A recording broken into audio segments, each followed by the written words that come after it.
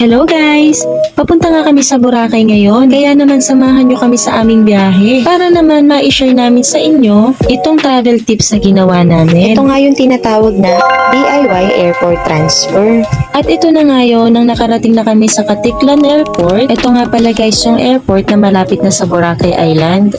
Pasok lang tayo sa entrance guys. Pag nandito na nga tayo sa loob, lakad-lakad lang tayo or kung medyo nalilito, marami naman pwedeng pagtanungan dyan. Pag nakita na natin itong Welcome to Boracay, sa tingin ko ito na yung lobby nila. Tapos sa tapat niyan, dito na rin tayo lalabas. Pagkalabas naman natin dun sa airport, dito na tayo tatawid. Malapit lang naman yan papunta dun sa terminal ng mga trike. Tapos dito nga pala sa gilid, nandyan naman yung mga sasakyan na sasalubong para dun sa mga nag-avail ng airport transfer package. At dahil nga tayo ay naka-DIY, dito naman ang pila para makapagbayad ng pamasahe sa tricycle.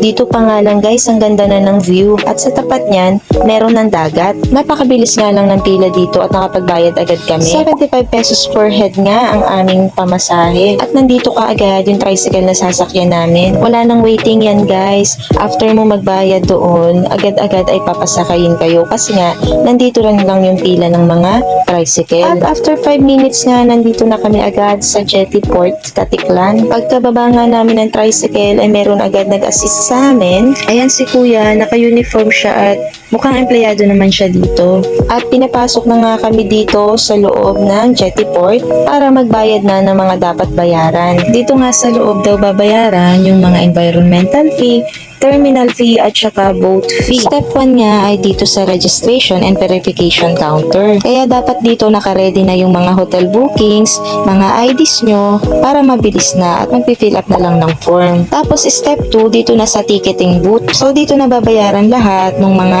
dapat bayaran. At ang binayaran nga namin sa environmental fee ay 150 pesos per head, terminal fee ay 100 pesos per head at ang boat fee ay 50 pesos per head.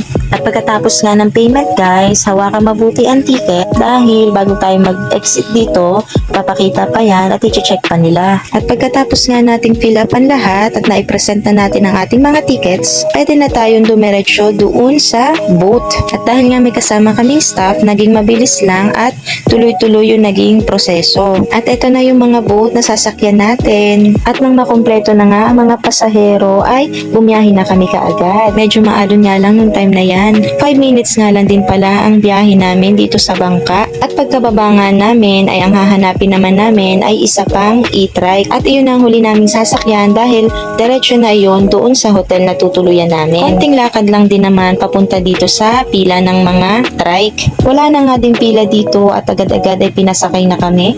At ang pamasahe namin special papunta na diretso sa hotel ay 150 pesos. So ibig sabihin 75 pesos per head din siya. At after 5 minutes nga lang din ay nandito na kami sa hotel na tutuluyan namin. At bago nga kami magpahinga dito sa hotel, kwentahin muna natin kung magkano yung naging total ng ating ginawang DIY airport transfer. At ayan, 450 pesos per head for one way only. At take note, yung environmental fee po is one time lang babayaran. Hindi naman masyadong mahirap itong ginawa natin na DIY transfer. Pero kung prefer mo talaga ang hassle-free at convenient na transfer, ay pwedeng-pwede naman kayo magpabook sa mga travel agencies or dun mismo sa hotel kung saan kayo mag-i-stay dito sa Boracay. Magiging times 2 lang po siya sa price ng ating DIY. Yun lang, sana nagustuhan ninyo ang video na ito. Paki-like na lang po and subscribe.